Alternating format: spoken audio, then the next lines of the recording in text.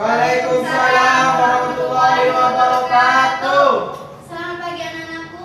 Apa kabar hari ini? Baik, Bu. Oke, sebelum mulai pelajaran, sudah siap menerima materi Ibu hari ini? Siap, Bu. Kalau siap, bukunya mana? Taruh di atas semua ya. Ya, Bu. Oke, sebelum memulai pelajaran, silakan Taufik pimpin doa terlebih dahulu.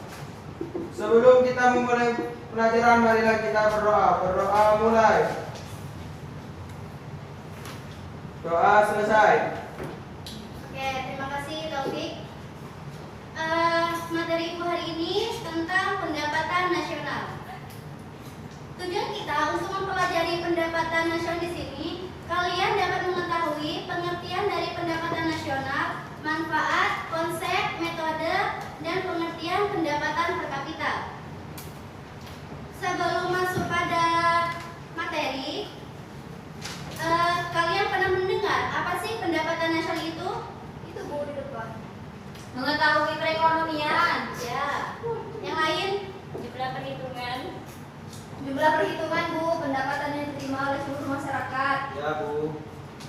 Oke, Ibu rangkup ya. Jadi pengertian dari pendapatan nasional di sini, jumlah perhitungan dan pendapatan yang diterima oleh seluruh masyarakat. Jadi pendapatan nasional di sini sejumlah pendapatan yang diterima oleh seluruh masyarakat dengan beberapa faktor. Yang di sini faktor produksi dalam kurun waktu 1 tahun. Ada pertanyaan? Tidak, Bu. Oke, Ibu lanjut ya. ya Bu. Yang kedua, manfaat pendapatan nasional.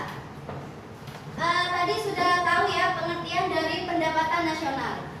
Mungkin kalian tahu sedikit tentang manfaat pendapatan nasional menurut kalian masing-masing? Apa? Gak ada? Gak ada.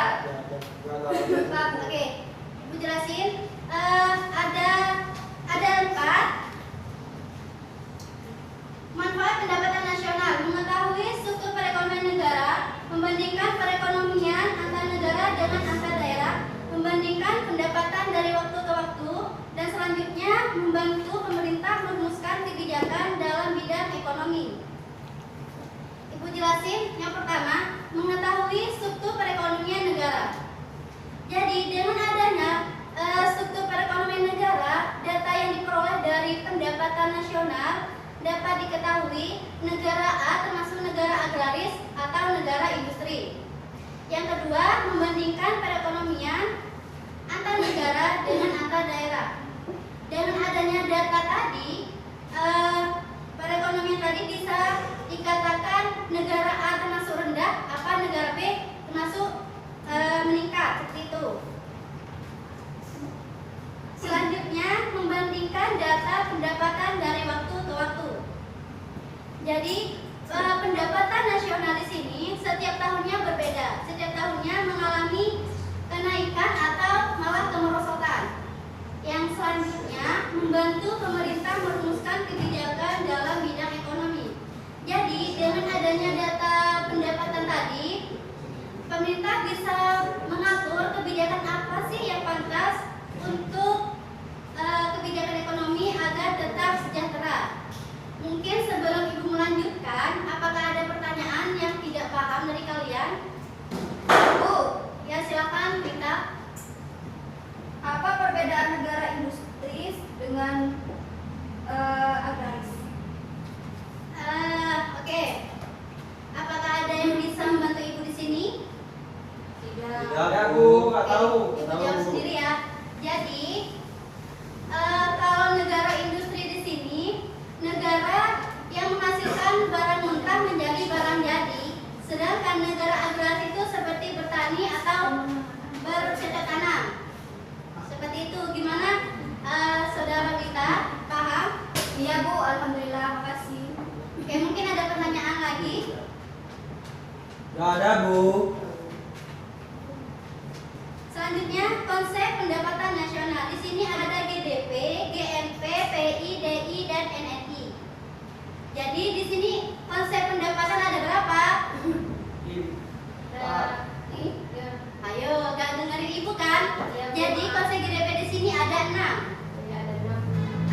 nyebutin lagi? Gak ada? Ya ada Bu. Oke, Ibu langsung jelasin ya. Ya Bu. GDP di sini adalah sejumlah seluruh produk yang dihasilkan oleh masyarakat yang tinggal di negara tersebut. Sedangkan GNP, produk nasional bruto, nilai produk yang terdapat dihasilkan oleh suatu penduduk sekitar. Selanjutnya NNP atau produk bersih nasional, GNP setelah dikurangi penyusutan, atau dengan rumus NNP sama dengan GNP dikurangi penyusutan atau depresiasi. Selanjutnya NNI, pendapatan nasional bersih, dengan rumus NNP setelah dikurangi pajak tidak langsung.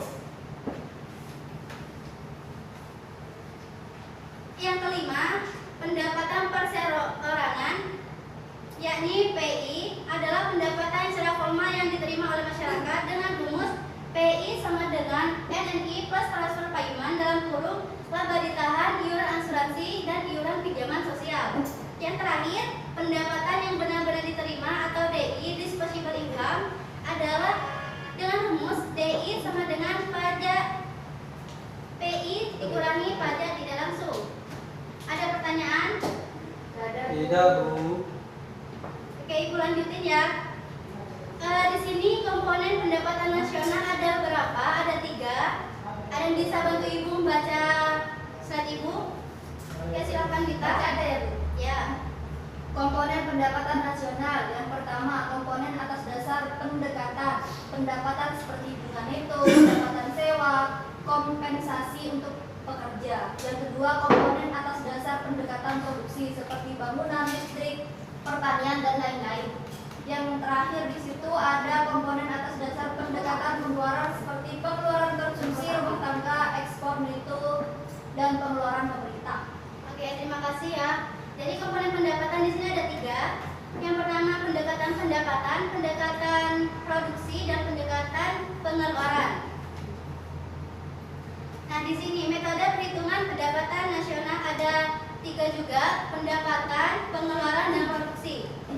Di sini pendapatan dengan rumus Y sama dengan R plus W plus I plus P. Di sini sudah ada keterangannya ya.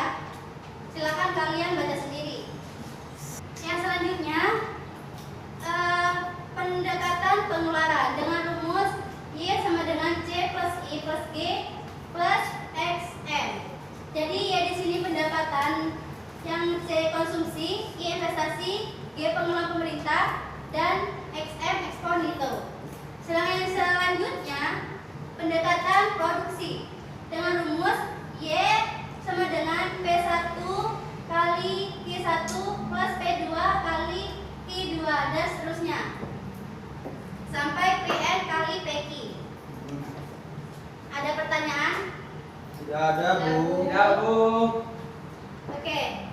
Selanjutnya pendapatan per kapita. Pendapatan per kapita sejumlah uang yang diperoleh orang di satu negara. Jadi pendapatan per kapita dapat disimpulkan bahwa pendapatan rata-rata yang terdapat dalam suatu pemerintah suatu negara.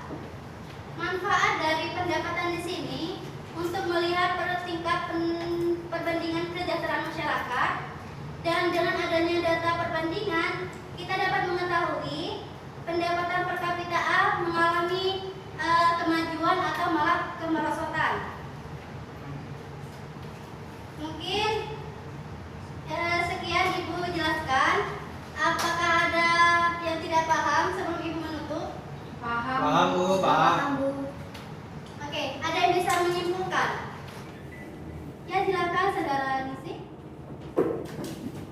Jadi di sini kesimpulan dari pendapatan nasional adalah pendapatan per kapita negara yang tinggi rendahnya pendapatan per kapita negara yang bersangkutan. Jadi penduduk juga mempengaruhi tinggi rendahnya pendapatan per kapita. Ya, terima kasih Saudara Niksi sudah membantu Ibu. Ibu akan melengkapi sedikit. Jadi pendapatan nasional di sini penjumlahan dari beberapa faktor yang berperiode dalam 1 tahun. Namun manfaat dari pendapatan nasional di sini sebagai kesejahteraan perekonomian di suatu negara.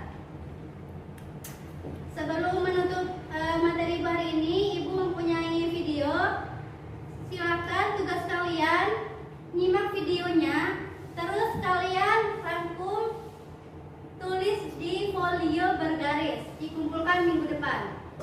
Iya, Bu. Silakan simak videonya.